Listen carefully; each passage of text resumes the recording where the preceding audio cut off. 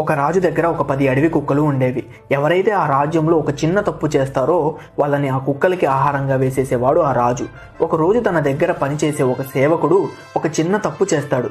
అది గమనించిన రాజు వెంటనే తన సైనికుల్ని పిలిచి వీడిని కుక్కలకి ఆహారంగా వేయండి అని ఆజ్ఞను ఇస్తాడు.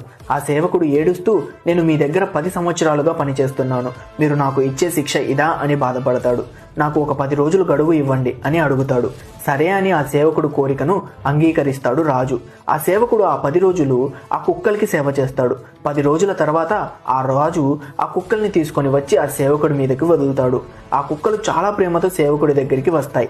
అప్పుడు అతను, నేను ఈ కుక్కలకి కేవలం 10 రోజులు సేవ చేశాను, అవి నా మీద ఇంత ప్రేమ చూపిస్తున్నాయి, నేను చేసిన సేవను మరిచి మీరు నాకు మరణ శిక్ష వేశారు అంటాడు.